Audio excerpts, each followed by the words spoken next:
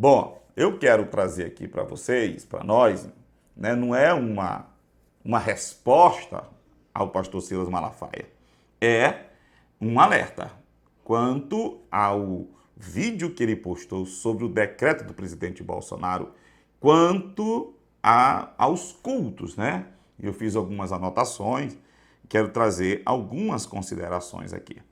Então ele diz o seguinte, que o decreto, atenção pastores, povo amado do Brasil, o decreto do presidente Bolsonaro não permite culto, né? E ele cita lá os prefeitos que estão mandando fechar igrejas, né? Eu penso, pastor Silas Malafaia e demais pastores, que o pastor Silas Malafaia, com esse vídeo, ele está fazendo coro, ele está se unindo às vozes dos que proíbem os cultos. Ele está se unindo às vozes, se unindo com aqueles que estão proibindo cultos. E ele cita a Constituição, vírgula, em parte. Porque ele diz lá, é garantida a proteção na Constituição quanto aos locais de culto.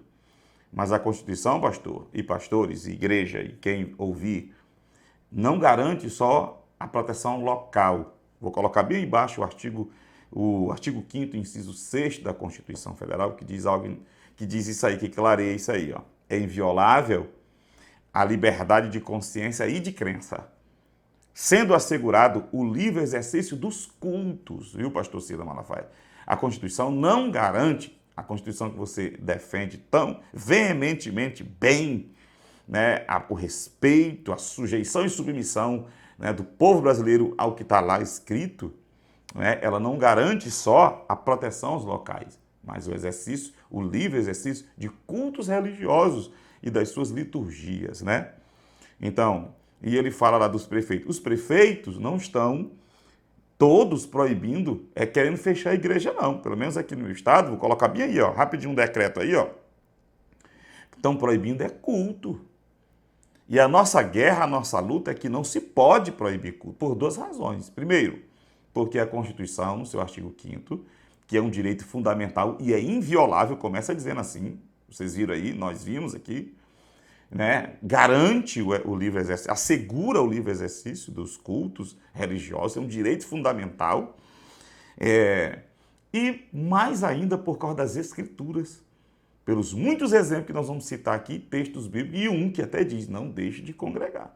Então, se a importância da igreja está só com a porta aberta e servindo, entre aspas, como um hospital para atender, e não tem culto, eu penso que a igreja aí não está sendo nem igreja, mas cristãos estão exercendo alguma atividade. Por exemplo, um médico que está lá, alguém, uma cesta básica, e isso é uma das atividades da igreja que deve ser praticada. Ajuda humanitária, essas coisas e tudo. Mas como igreja, no propósito que Deus a fez para cultuar, para se unir, para celebrar, né, que é o centro da vida da igreja, eu penso que é isso, porque a igreja dali, a partir dessa comunhão, dessa celebração e dessa edificação que é produzida, segundo Paulo, 1 Coríntios capítulo 14, você vai perceber essa edificação, esse crescimento dela, essa necessidade de estar junto, que a partir dali ela vai ser enviada. Veja de onde foram enviados os missionários, os pastores. Vejam, né? Olha como Paulo vai, a partir de uma reunião, de um culto, servindo eles ao Senhor, estavam numa adoração, jejuando, e aí o Espírito de Deus fala. Então, o pastor Silas Malafaia fala, né?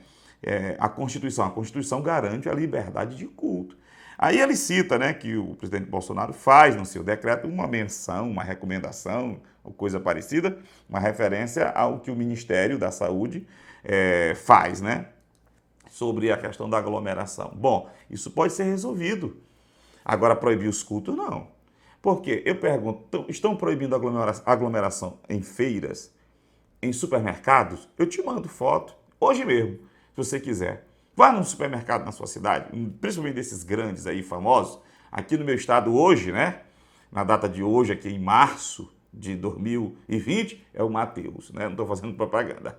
Mas vai lá para ver se não tem uma certa aglomeração. Então é possível, sim, proibir culto? Jamais. A Constituição garante, a Bíblia ordena isso e mostra o valor disso. Não se negocia isso. Eu penso que é um valor inegociável, como a Constituição chama de inviolável.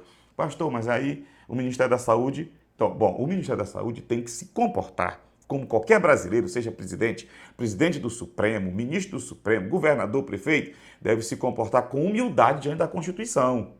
Então, pastor, ela garante o livre exercício dos cultos, assegura, sim, mas a aglomeração? Então, os pastores dividem os cultos. Se você pegar uma igreja de 2.000 crentes, ela não é uma igreja de 4 metros por 10 metros de comprimento. Ela não é uma igreja de 10 por 20, com certeza.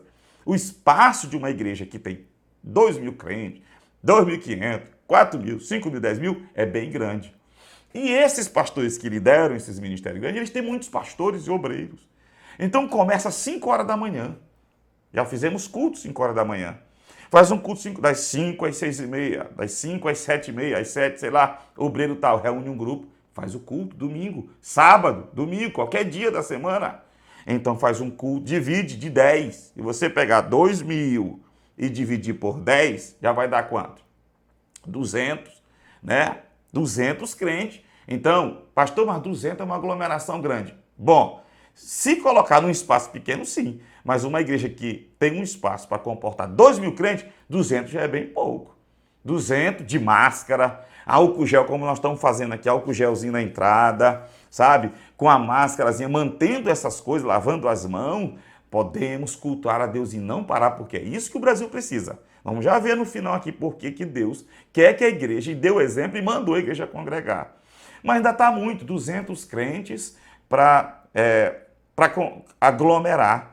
E aí se chegar uma autoridade, meu irmão, então faça 20, faça 15, 12 cultos, vai diminuir bem mais.